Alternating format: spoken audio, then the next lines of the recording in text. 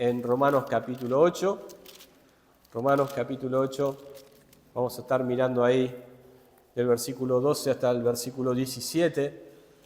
Y en la carta a los romanos, como habíamos dicho allá por diciembre, el año pasado, cuando habíamos terminado esta parte de las reuniones a la mañana, habíamos dicho que en el capítulo 8, los primeros versículos, casi pasando ya la mitad del capítulo, habla acerca del Espíritu Santo. Vamos a encontrar ahí muchas veces esa palabra, ese nombre, que es el nombre de la tercera persona de la Trinidad de Dios. Y vamos a ver que el tema en esos primeros versículos tiene que ver con el obrar del Espíritu Santo en la vida del creyente. Tiene que ver en cómo el Espíritu Santo obra en cada creyente. Y hablo así y lo enfatizo porque a veces hay personas que piensan que el Espíritu Santo obra en cualquier persona, incluso aún siendo no creyentes. Entonces lo que vamos a ver hoy es el obrar del Espíritu Santo en el creyente, como lo hemos estado viendo ya en las clases anteriores allá por diciembre, pero lo que vamos a ver más específicamente hoy es cómo saber si soy un hijo de Dios. Cómo saber si soy un hijo de Dios con respecto al obrar del Espíritu Santo en el creyente. Y esa duda seguramente es una duda que muchos creyentes han tenido, pero es una duda también que algunas personas tienen y que realmente no son creyentes, que se preguntan, ¿realmente soy un hijo de Dios? Y de repente nunca han creído en Cristo, nunca se han arrepentido de sus pecados, realmente de corazón. Entonces, lo que vamos a ver hoy es eso. Y vamos a verlo en 3 puntos, en 3 ítems. Y lo que vamos a decir primero es que quizás hay un mal entendimiento con respecto al obrar del Espíritu Santo hoy en día. Y también en la historia hubo iglesias, y hoy en día también iglesias, que piensan que el obrar del Espíritu Santo es una manifestación exterior de alguna cosa espectacular, alguna maravilla, algo que excede o que trasciende hacia afuera y que es una manifestación, por ejemplo, de hablar en lenguas, por ejemplo, de un don de sanidad, la manifestación de esos dones que nos habla también en 1 Corintios capítulo 12. Pero el obrar del Espíritu Santo tiene más bien que ver con algo que sucede en el interior. Tiene que ver con algo que está en el interior, que es el Espíritu, que transforma al creyente desde adentro y que se manifiesta en un cambio de carácter, en un cambio de actitudes, en un cambio de personalidad que nos lleva más a ser como Dios quiere que seamos. Nos lleva más a ser a la imagen de Cristo. Ese sería el fin, ese sería el propósito del obrar del Espíritu Santo en la vida del creyente. Cuando cantamos nosotros una canción que es ser como Cristo, mi solo anhelo es, el obrar del Espíritu Santo es lo que nos puede llevar a ser como Cristo. No hay otra manera, no hay otra forma. Ahora, lo que nos podemos preguntar, teniendo en cuenta de que ese obrar del Espíritu Santo es algo que se produce dentro del creyente, nos podemos preguntar, ¿está obrando el Espíritu en tu vida? ¿Está obrando el Espíritu en mi vida?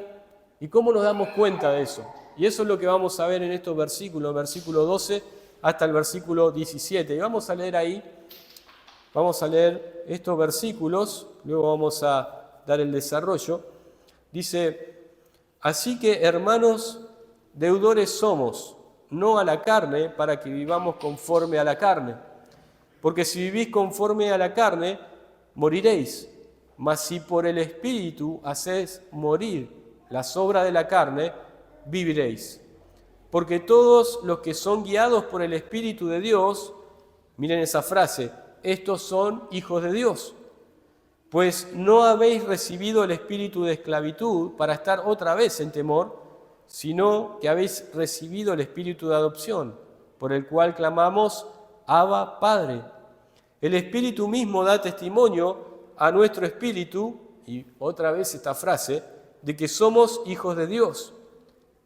Y la frase del versículo 17, y si hijos, también herederos, herederos de Dios y coherederos con Cristo, si es que padecemos juntamente con Él, para que juntamente con Él seamos glorificados. En varias ocasiones, como he resaltado, enfatizado, se menciona esta frase, hijos de Dios, hijos de Dios. ¿Cómo sabemos que somos hijos de Dios? Por medio del obrar del Espíritu Santo en la vida del creyente.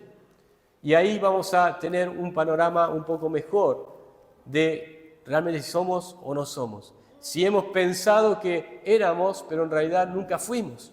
Ahora, lo primero que vemos acá, del versículo 12 al 14 que hemos leído, es que el Espíritu Santo guía a vivir conforme a Dios. Ese es el primer punto y la primera manifestación, como se dice ahí afuera, quizás en alguna iglesia, la primera manifestación del obrar del Espíritu Santo en la vida del creyente. Y es que nos guía o guía al creyente a vivir conforme a Dios. Eso es lo primero que nosotros vemos. Es una evidencia exterior. Si nosotros hablamos de evidencias exteriores, no estamos hablando de hablar en lengua, de hacer sanidades, de tirarnos en el piso, de cantar alabanzas moviendo nuestros brazos y, bueno, hace un ratito movimos nuestros brazos, algunos los niños, ¿no?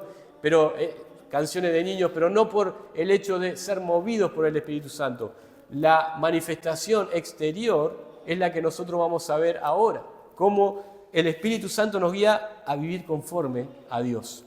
Y lo que vemos en el versículo 12, dice, así que, hermanos, y esta palabra hermanos es que está hablando a hermanos, no a hermanos de carne y sangre, obviamente Pablo no estaba hablando a sus hermanos de familia, de carne y sangre, sino que estaba hablando a los hermanos en Cristo. Estaba hablando a una iglesia, a la iglesia de Roma.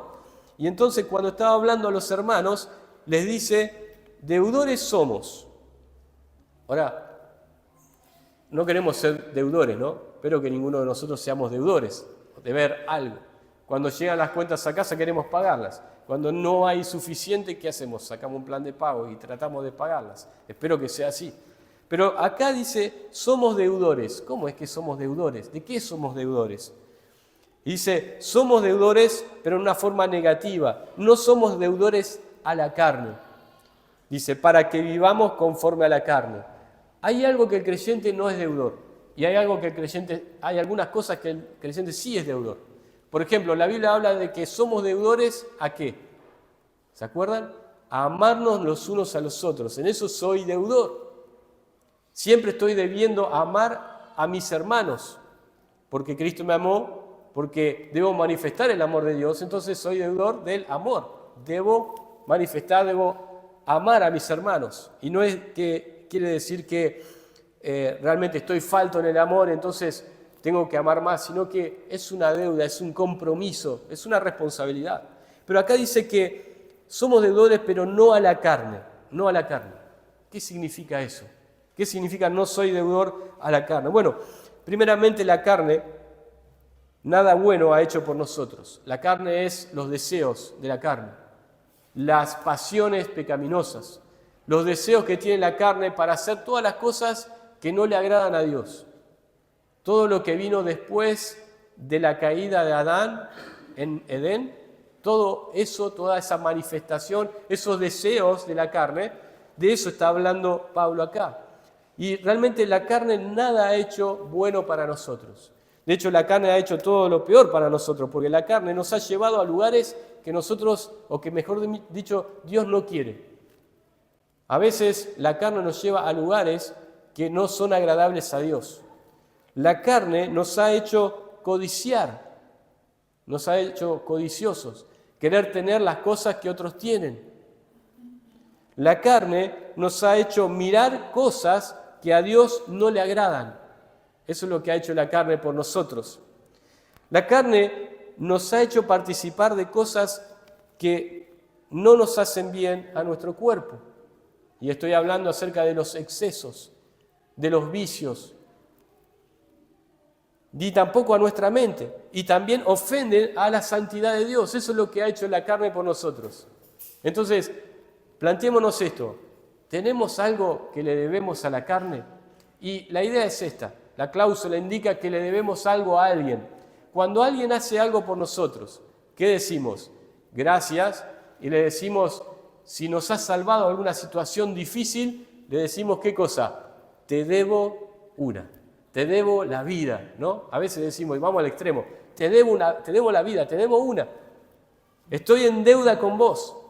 Pero ¿qué ha hecho la carne por nosotros? Sino todo lo malo. La carne nos ha llevado a lugares donde hemos desagradado a Dios. Y lo hace diariamente.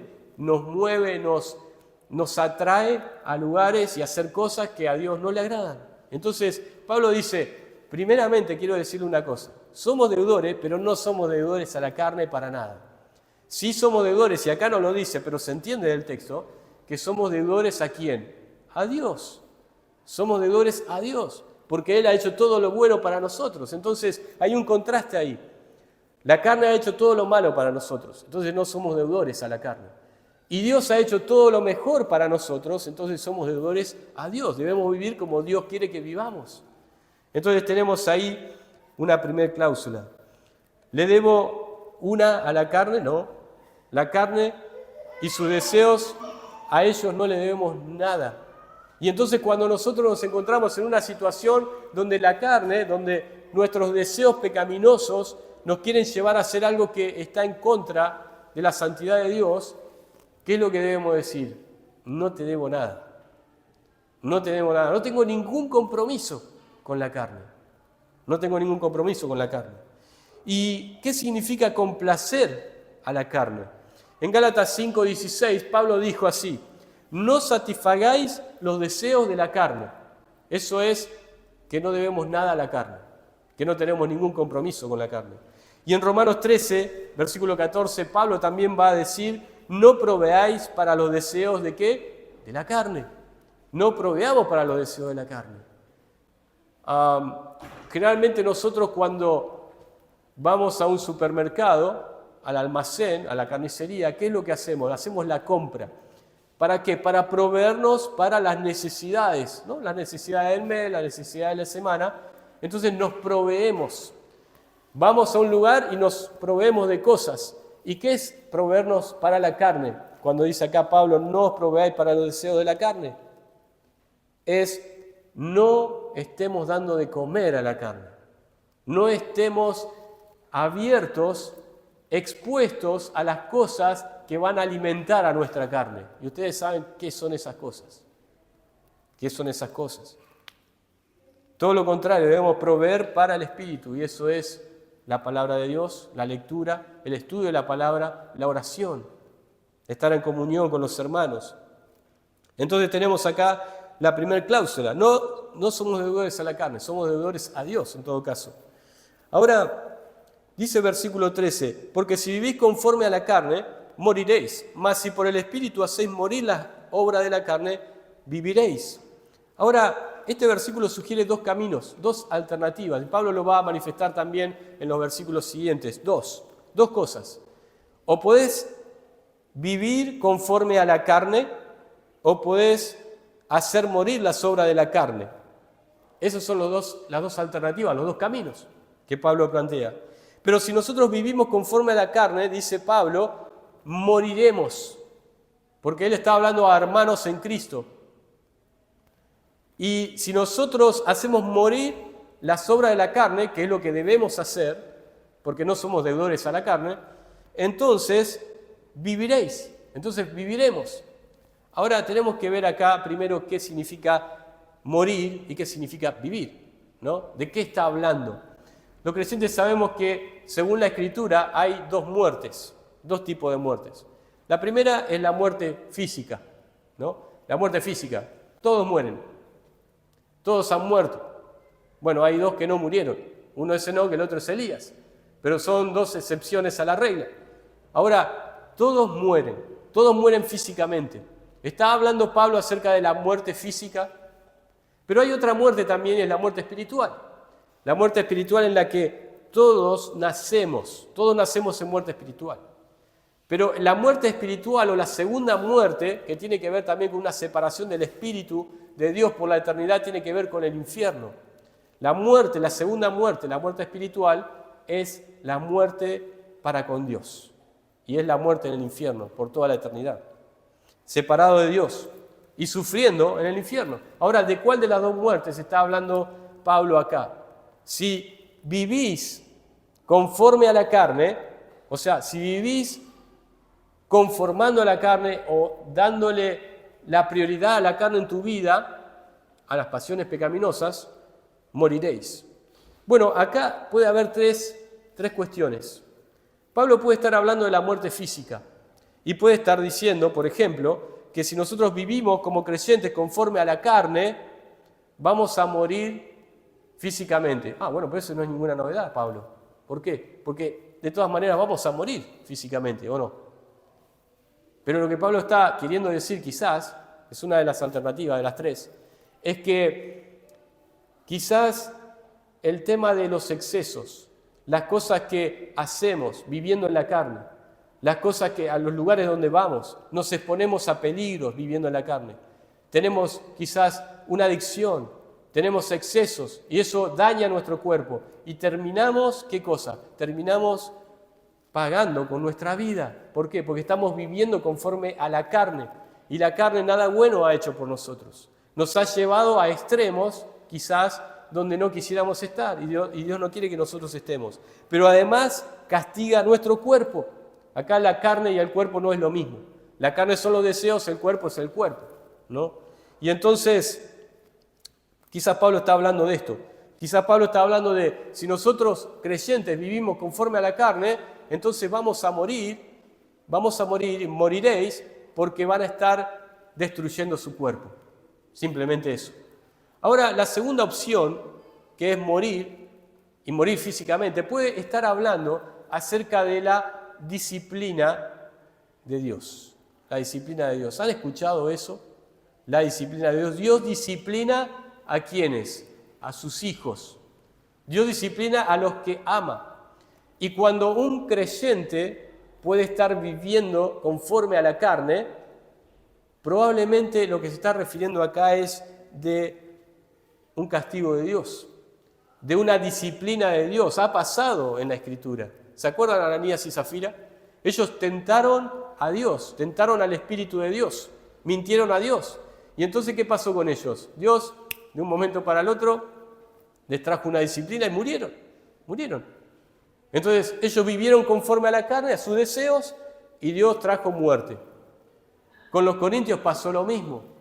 Dice en 1 Corintios capítulo 11, versículo 30, que muchos estaban debilitados, muchos estaban enfermos y muchos durmieron. ¿Por qué? Habían muerto. ¿Por qué? Porque estaban viviendo conforme a la carne. Y entonces Dios trajo disciplina. Hebreos capítulo 12 nos habla acerca de la disciplina. No menosprecien la disciplina del Señor. No piensen que la disciplina del Señor era algo de la antigüedad, que Dios castigaba a los hombres en la antigüedad, a los creyentes en la antigüedad, y ahora eso ya no pasa, porque puede pasar, hermanos. Ahora hay una tercera posibilidad, y creo que esta es la que se refiere Pablo acá en cuanto a la muerte, y significa la muerte espiritual, la muerte separado de Dios por la eternidad, en el infierno. Y esto significa que acá se trata de muerte espiritual, que se trate de perderse por la eternidad en el infierno. Pero ¿es posible que la salvación se pierda? Esta es la pregunta que nos hacemos. Si Pablo se estaba refiriendo a muerte espiritual acá, y se estaba refiriendo a creyentes, y creyentes que vivían conforme a la carne, ¿cómo es que se está refiriendo a una muerte espiritual si la salvación no se pierde? Bueno, acá lo que Pablo está diciendo es que quizás no es creyente aquel al cual Pablo está hablando. Él está pensando que es creyente y está viviendo como un creyente conforme a la carne. Pero Pablo le está diciendo, cuidado, porque si como creyente estás viviendo conforme a la carne, y esto no es algo de momento, sino que es algo permanente, es algo recurrente, entonces cuidado, porque a lo mejor estás muerto espiritualmente. Y a lo mejor moriréis espiritualmente por toda la eternidad. Quizás Pablo está diciendo que todavía no son salvos aún. Y eso es algo que nos debemos fijar en nuestra mente. Eso es una de las de las cosas que nosotros podemos entender de cómo sabemos si somos creyentes. ¿Estamos viviendo en la carne? ¿Se manifiesta realmente que estamos viviendo conforme a la carne, a nuestros deseos, nuestras pasiones? Entonces, a lo mejor moriréis. A lo mejor estamos muertos espiritualmente. A lo mejor o a lo peor. Ahora, gracias al Señor, Pablo dice la segunda parte, ¿no? La segunda alternativa, el segundo camino que él plantea. Versículo 13 dice: mas si por el Espíritu hacéis morir las obras de la carne, viviréis. Y acá podemos plantear esos 3 puntos que planteamos antes, ¿no? ¿Qué significa vivir? ¿Qué significa la vida en ese caso? La vida puede significar, como dijimos antes, ¿no? Puede significar que si vivimos, acá dice, si hacemos morir las obras de la carne, o sea, si vivimos conforme al Espíritu en nuestra vida de creyentes, vamos a estar a salvo de castigar nuestro cuerpo y no vamos a tener problemas de morir antes de tiempo, porque vamos a tener una vida en santificación, vamos a tener una vida cuidando nuestro cuerpo, no poniéndonos en lugares de peligro, no poniendo en nuestro cuerpo cosas que nos van a dañar, y entonces de esa forma vamos a vivir físicamente hasta que el Señor nos lleve a su presencia, ¿no? Pero también puede ser que vamos a evitar, ¿qué cosa? La disciplina del Señor. Si vivimos conforme al Espíritu, evitamos las disciplinas del Señor y evitamos probablemente una disciplina que nos traiga muerte a nuestra vida. ¿Me están siguiendo el comentario ahí? Después pueden ver el video si no se acuerdan. Pero finalmente vamos a lo que es la vida espiritual, a lo que realmente creo que estaba diciendo Pablo acá. Y es que si nosotros, como creyentes, por medio del Espíritu hacemos morir las obras de la carne, viviremos. Y eso significa que tenemos vida eterna. Eso significa que viviremos por la eternidad con Dios. Eso es lo que está diciendo. Eso significa, como dijimos al principio, que somos hijos de Dios. Es una evidencia de que somos hijos de Dios. O sea, si vivimos conforme a la carne, es evidencia de ¿qué?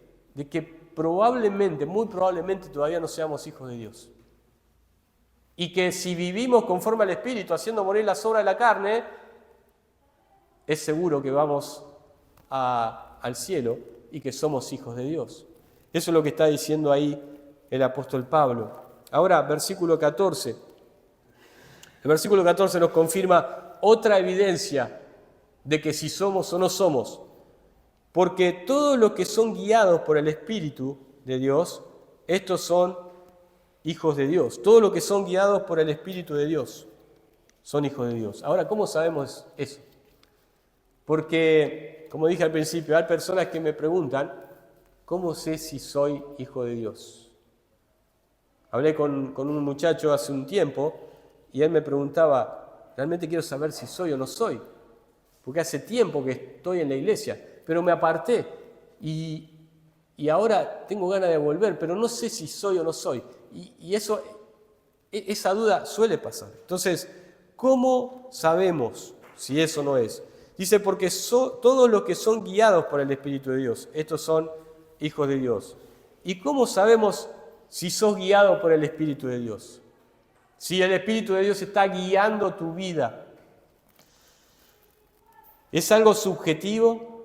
Algunas personas pueden decir, yo siento que el Espíritu de Dios me está guiando a hacer esto, o a hacer esto otro, o me está guiando a desear esto o aquella cosa. Y pueden decir, bueno, es algo subjetivo, yo siento eso, siento que el Espíritu de Dios me está guiando en mi vida. ¿Cómo nos damos cuenta que el Espíritu de Dios nos guía? Para poder saber si somos hijos de Dios. Lo primero son 2 cosas. Primero, ¿cómo un creyente puede ser guiado por el Espíritu Santo? ¿Cómo el creyente puede ser guiado por el Espíritu Santo? Primero, si el Espíritu Santo mora en el creyente. Si el creyente o si la persona ha creído en Cristo como su Salvador, ha puesto su fe en el Señor Jesucristo y en su obra terminada de la cruz. Los incrédulos, los que rechazan a Cristo o los que simplemente son religiosos, no pueden ser guiados por el Espíritu de Dios. Solamente los que han nacido de nuevo son guiados por el Espíritu de Dios. Eso es lo primero. Pero también se trata de sujetarse al Espíritu. Se trata de sujetarse a lo que el Espíritu de Dios nos muestra por medio de su palabra. De esa forma, el Espíritu de Dios nos puede guiar. Primero, si somos hijos de Dios, o sea, si hemos nacido de nuevo. Segundo, si nos sujetamos a lo que dice la palabra de Dios. De esa forma, el Espíritu de Dios puede estar guiándonos. Y también, si no contristamos y no apagamos al Espíritu Santo de Dios. ¿Y cómo lo hacemos eso? Primero, resistiendo lo que dice su palabra, y segundo, pecando deliberadamente. Ahí contristamos al Espíritu de Dios, y ahí es donde el Espíritu de Dios no nos está guiando, hermanos. Pero segundo, ¿en qué se demuestra que un creyente es guiado por el Espíritu de Dios? ¿En qué se demuestra eso? Y eso se demuestra en algunas cosas. Yo he transcripto acá un comentario de Daniel Guzik, que dice así: el Espíritu de Dios nos guía primero al arrepentimiento. Cuando un creyente quiere saber si está en Cristo, si es un hijo de Dios y si es guiado por el Espíritu de Dios, el Espíritu lo va a guiar al arrepentimiento. Lo guió cuando creyó en Cristo, pero también nos va a guiar cuando cometemos algún pecado hoy en día. Vamos a sentir esa voz interna que nos va a decir: estuviste mal, quebrantaste alguno de mis mandamientos, quebrantaste alguna de mis leyes, y nos va a guiar a arrepentirnos y a pedir perdón, primero a Dios y después si hemos ofendido a alguien. Entonces nos guía al arrepentimiento. ¿Cómo sabemos si somos guiados por el Espíritu? Nos guía al arrepentimiento. Si hay personas que dicen ser hermanos, creyentes, y que siempre están pecando y están ofendiendo personas y no piden perdón y no se arrepienten y su vida sigue siendo igual, quiero decir, hermanos, que si no los guía el arrepentimiento, no les guía el Espíritu Santo. Y probablemente, lo más probable, es que no hayan nacido de nuevo. Nos guía a pensar poco en nosotros y muchos en Cristo, mucho en Jesús. Eso es lo que nos guía el Espíritu Santo. Nos guía a pensar poco en nosotros o de nosotros y mucho en Jesús. A eso nos guía el Espíritu de Dios. Nos guía a la verdad. ¿Se acuerdan? El Señor le dijo: el Espíritu de Dios, el Espíritu Santo, el Consolador, os guiará ¿a qué? A toda verdad. El Espíritu Santo nos guía a toda verdad. Y cuando leemos las Escrituras, nos va a guiar ¿a qué? A una sana doctrina, a entender lo que Dios nos quiere decir, para que nosotros podamos vivir de esa forma. Nos guía a la santidad. El Espíritu de Dios no nos guía al pecado, nos guía a la santidad. ¿Cómo sabemos si el Espíritu de Dios nos guía en nuestra vida? Si nosotros somos guiados a ser más santos cada día, a una santificación progresiva en nuestra vida. Si nos estancamos, si estamos siempre igual, es un problema. Si estamos siempre cayendo en el mismo pecado siempre, lo más probable es que no estamos siendo santificados y que el Espíritu de Dios nos está guiando. Y nos guía a ser útiles para el Señor. A eso nos guía el Espíritu. Aquellas personas que nunca quieren servir, nunca quieren servir a los hermanos, nunca quieren servir a la iglesia, nunca quieren servir a Dios. El Espíritu Santo no nos guía a ser personas quietas, sino personas activas, útiles para Dios. Pero dice Pablo aquí que son guiados, los que son guiados son hijos de Dios. Y eso nos da una gran tranquilidad si es que sabemos que somos guiados. Pero nos da una gran preocupación si entendemos que no estamos siendo guiados por el Espíritu de Dios. ¿Por qué? Porque si somos guiados, somos parte de la familia de Dios. Y eso es una gran ganancia, es un gran privilegio que tenemos. Ahora, el segundo punto es: el Espíritu Santo permite que clamemos Abba Padre. ¿Qué significa esto? Fíjense el versículo 15. Pues no habéis recibido el espíritu de esclavitud para estar otra vez en temor, sino que habéis recibido el espíritu de adopción, por el cual clamamos Abba Padre. El Espíritu Santo también nos demuestra si somos hijos de Dios, por esto que Pablo dice acá. que no hemos recibido el espíritu de esclavitud para estar otra vez en temor. El creyente, ya lo hemos visto en los capítulos anteriores, es libre del pecado, pero es libre también del miedo, es libre del temor. El creyente ya no está esclavizado al temor. Y el Señor Jesús trató con los discípulos y les dijo de qué tenían que tener miedo. No les dijo que tenían que tener miedo de aquel que puede ¿qué? Matar el cuerpo y después nada más puede hacer. ¿Qué es lo que más tenemos miedo? O que tendríamos miedo. Algo se dijo la semana pasada o la otra semana acerca del miedo a la muerte, ¿no? Pero uno tiene miedo de una muerte violenta, ¿no? Salimos a la calle, no sabemos lo que nos va a pasar. Uno tiene miedo a veces cuando miran esas películas y tienen miedo, ¿no? Escuchan un ruido en la casa y ya parece que va a venir alguien, ¿no? Un asesino. O uno tiene miedo a un montón de cosas. Pero el creyente no está esclavizado al miedo, porque no tenemos el espíritu de esclavitud para estar otra vez esclavizados al temor. El Señor le dijo, no tengan temor a aquel que puede matar el cuerpo, porque si matan el cuerpo estamos con el Señor. Pero tener temor ¿a quién? Aquel que después de muerto el cuerpo puede agarrar el alma y echarla en el infierno. A ese temer, que es a Dios. A Él tenemos que temer, un temor reverente. Ahora, la Biblia habla sobre los miedos. Este es un tema que podríamos tratarlo en una predicación aparte. No vamos a tratarlo ahora en extensión, pero la Biblia habla acerca del miedo. ¿Por qué? Porque el Señor sabe, Dios sabe, que aún siendo creyentes y las personas en el mundo tienen miedo. ¿Por qué? Eso es una consecuencia del pecado. Ahora, la Biblia habla sobre los miedos y temores, pero enfatiza la frase no temáis. La frase no temáis. Alguien dijo, no sé, yo no las conté, pero alguien dijo que hay esta frase no temáis o no tengáis miedo o no temas unas 365 veces en la Biblia. ¿Por qué? Porque para cada uno de los días del año Dios te dice no temáis, no temas.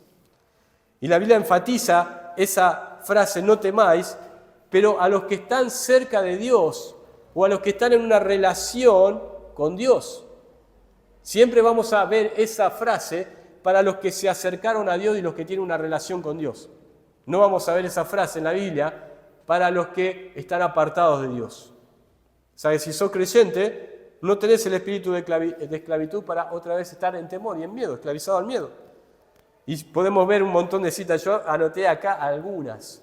Pero Génesis capítulo 15, versículo 1, Dios le dice a Abraham, no temas, porque había estado en una batalla en el capítulo anterior con los vecinos que estaban ahí cerca y él podía estar temiendo que ellos se iban a vengar, iban a venir, iba a tener represalias. Y entonces, ¿qué le dijo Dios? No temas, porque yo soy tu Dios. Cuando habla con Josué le dice varias veces, no temas ni desmayes. Él estaba yendo a una guerra, a una batalla, a un campo de batalla donde iba a tener muchos peligros. Pero Dios era su Dios y él no debía temer ni desmayar. Podemos ver vez tras vez estas frases. En cambio, los creyentes lo que han recibido, dice Pablo, es el espíritu de adopción, por el cual clamamos Abba Padre. ¿Qué significa clamar Abba Padre? Yo he escuchado a creyentes o incluso líderes de otras iglesias, que no son iglesias de la rama nuestra, que oran diciendo papá. ¿Han escuchado eso? Papá, en vez de padre. Y a mí me suena raro eso, pero es justamente lo que acá está diciendo. Y a veces podemos pensar que quizás ese referirnos al Padre Celestial, quizás no es para la congregación, ¿no? En la congregación tratamos con más respeto, pero cuando estamos delante de Dios, en el cuarto secreto de oración, podemos llamarle a Él papá. Podemos llamarle a Él, como dice alguno de los comentaristas, papi o pa, ¿no? A mí cuando mis hijos me llaman me dicen pa, no me dicen padre, ¿no? Como un poco más distante, lejos. Y yo sé que hay algunas culturas que son más tradicionales, más de respeto a los mayores y a los padres, y se tratan de padres. Por ejemplo, en Chile se tratan de padre, no de papá o de pa. Bueno, eso está cambiando un poco ahora, pero hay más respeto por la figura paterna. Y entonces, bueno, eso es un poco de la cultura. Pero acá de confianza, ¿no? Porque nuestros hijos tienen confianza con nosotros y nos dicen papá, papi. Y es algo lindo, ¿no? Eso. Porque tenemos tal confianza. Y nosotros tenemos tal confianza porque hemos sido adoptados a la familia de Dios. ¿Por quién? Por medio del Espíritu de Dios, que nosotros podemos llamar a Dios, al Dios que está en los cielos, al Dios eterno. Podemos llamarle Padre, podemos llamarle papá. Es una confianza que tenemos. Y saben que la oración que Jesús enseñó a sus discípulos, ¿se acuerdan en Mateo capítulo 6? ¿Qué les dijo? Orad así, Padre nuestro. Padre, papá. Jesús oró dirigiéndose ¿a quién? Al Padre. Y los creyentes en la iglesia primitiva oraban al Padre. Oraban al Padre. A veces algunos oran al Señor, haciendo referencia a Cristo. Algunos oran al Espíritu, pero siempre que vemos oración en la Escritura, vemos dirigida hacia el Padre. Y acá Él está diciendo, Abba Padre. ¿Por qué? Porque como dice Hebreos capítulo 4, versículo 16, que nos acerquemos confiadamente al trono de la gracia. ¿Y cómo es eso? Nos acercamos con confianza, por medio de la sangre de Cristo, por el sacrificio que Cristo hizo. Nos acercamos con confianza de tal manera que podemos decirle Padre, podemos decirle Papá. A veces nos da un poco de vergüenza eso. Cuando estamos en la oración, en nuestra casa, orando, porque debemos cambiar a veces quizás una tradición que tenemos, pero oramos con tanta confianza. ¿Y por qué lo hacemos? Lo hacemos porque hemos recibido el espíritu de adopción. Hemos sido adoptados a la familia de Dios. Y eso es algo muy importante, si no lo más importante en nuestra vida, realmente. Y lo tercero, quisiera terminar con esto, que el Espíritu Santo nos da confianza de nuestra posición presente y futura en la familia de Dios. Y esto es versículo 16 y 17. El Espíritu mismo da testimonio a nuestro espíritu de que somos hijos de Dios. Tenemos acá otra evidencia de cómo nosotros podemos saber si somos hijos de Dios. ¿Y cómo es eso? El Espíritu mismo da testimonio a nuestro espíritu. O sea, el Espíritu que mora en nuestros corazones da testimonio a nuestro espíritu, que es nuestra parte invisible e inmaterial, nuestra parte que se relaciona con Dios, y le da testimonio, le dice a nuestro espíritu de que somos hijos de Dios. Pero ¿qué pasa? Nosotros estamos escuchando todo el día al Espíritu de Dios, el Espíritu Santo, estamos escuchando una voz interna que nos dice, sos hijo de Dios, sos hijo de Dios, sos hijo de Dios, quédate tranquilo, sos hijo de Dios. ¿Funciona de esa forma? Bueno, no funciona de esa forma, pero es algo parecido. Acá Pablo no se está refiriendo a evidencias externas, eso ya lo vimos en los primeros versículos, ¿no? Si nosotros vivimos conforme a la carne, eso es testimonio de que no somos hijos de Dios, que vamos a morir. Y si vivimos conforme al Espíritu, o sea, una vida cristiana, como Dios quiere, entonces somos hijos de Dios. Sus evidencias externas. Pero ahora Pablo está tratando con evidencias internas. Es lo que, y quiero que entiendan bien, es lo que vos sentís. No es lo que vos sentís, es lo que el Espíritu Santo está tratando en tu corazón. Si te está diciendo, sos hijo de Dios. ¿Y cómo lo hace? ¿Cómo lo hace? Lo hace utilizando la palabra de Dios. El Espíritu Santo utiliza la Biblia que nosotros leemos y por medio de las promesas que encontramos en la palabra de Dios, el Espíritu de Dios habla a nuestro espíritu y nos dice, sos hijo de Dios. Y eso es algo que nosotros lo escuchamos, lo sentimos dentro de nuestro corazón. No es un sentir de un fuego, como algunos dicen, un fuego que estoy sintiendo, sino es algo que es como ese hablar a la conciencia.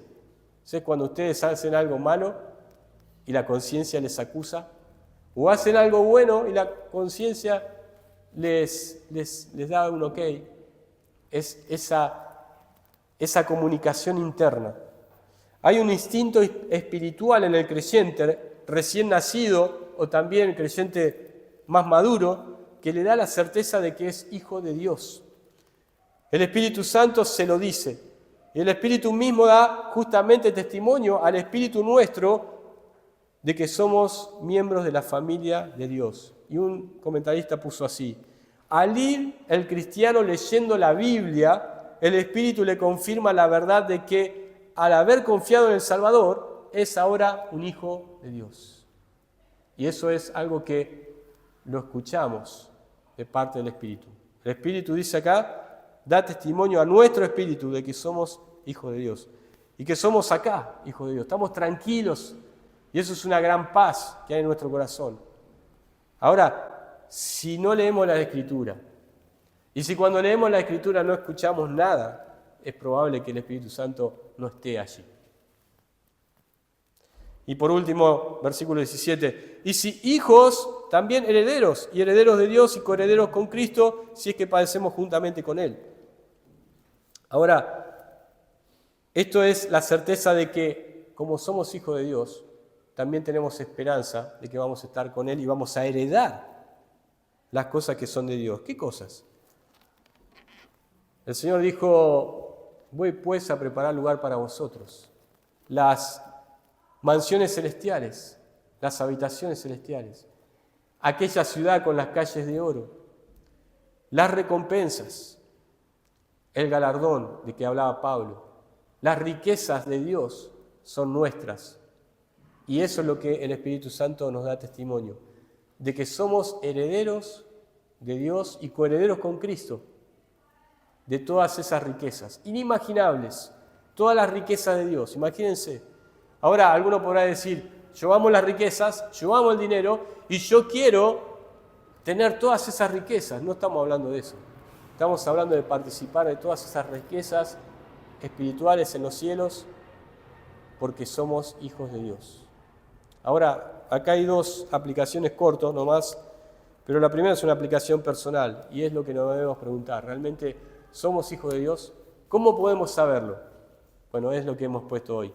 ¿Cómo podemos saberlo? Hay algunas evidencias externas, pero también hay una evidencia interna. Ahí podemos saberlo. Pero también la alabanza a nuestro Dios por el Espíritu Santo. A veces nos olvidamos de que Dios es tres personas.